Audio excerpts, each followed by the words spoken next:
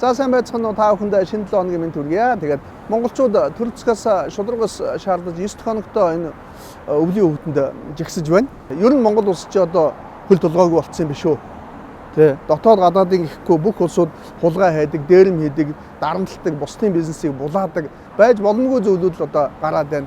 Ер нь бол хөл толгойг болсон байна гэж бол одоо ойлгож болохоор болцсон байж таа. Тухайлбал одоо ядад улсын иргэн Монгол улсын уул уурхайн бизнес хийдэг хүнтэй илж уулзаад за бараа бүтээгдэхүүн шин зарлж өгье. За тэгээд хөрөнгө оруулъя.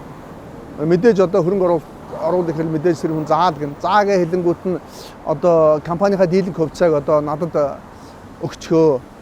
Тэгжээж одоо хятад одоо надад итгэнэ. Би одоо Хонконг, Сингапурт байж IPO босгоно. Тэгээд мөнгө усгаад одоо танаа үйлдвэрийг одоо томруулнаа гэдэг зүйлийг хэлээд хувьцааг нь одоо ихэнх шилжүүлээ авчдаг.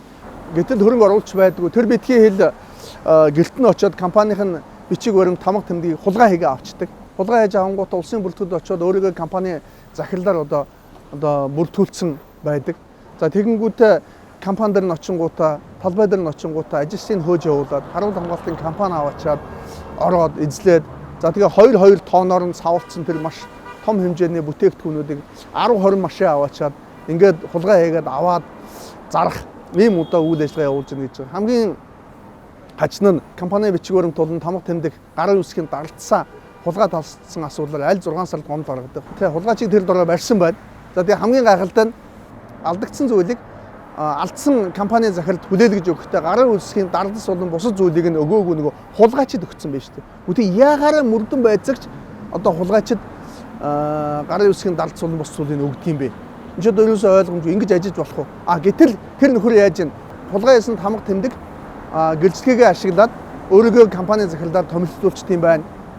Бусад компаниудтай гэрээ хийдэг юм байна. Бараа бүтээгдэхүүний зээлээр худлах гэрээ хийдэг юм байна. Ингээ улаан цагаан дээрэм хийж шít.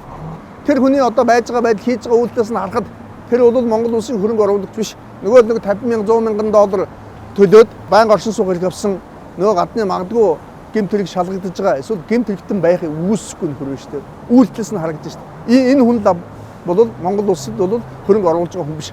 Эсрэгээр Монгол нутагт ирээд Монгол хүний бизнесийг булааж дээрэмдэж байгаа ийм үйл ажиллагаа явуулж шít.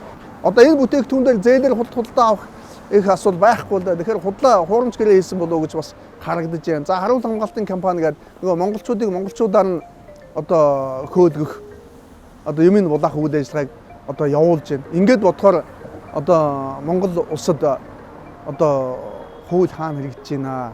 Дээд сул нь суудлаа олбол доод сул нь гүйлээ олохгүй гэж нэг үг байдаг да. Ийм л зүйл болоод байна. Өөрөөр хэлбэл гэмт хэрэгтэнгүүд хулгайчид, дээрэмчид, луйварчид одоо юу гэдэг юм үйл ажиллагаа явуулах таатай нөхцөл одоо бүрдсэн юм биш үү? Тэр засагт байгаа улсууд нь улсынхаа газар нутгийг зардаг, баялагаа зардаг, хулгай хийж байгаа, улсаасаа хулгай хийж байгаа, тонон дээрэмдэж яхад энэ мэтлэгийн галдны одоо юу гэдэг юм доншуур одоо нөхдүүд ирээд Монгол хүнийг одоо дээрэмдэх бол булаах, бизнесийг булаах бол хэвийн үзэгдэл болсон байна. Ингэж арга болохгүй. Ийм байж таарахгүй. Энд одоо төрийн засаг анхаарал хандуулах ёстой, хуулийн байгууллагаас анхаарал хандуулах ёстой гэж үзэж байна. Энэ асуудлыг одоо асууж тодруулахаар мөрдөн байцаа газар руу би орлоо.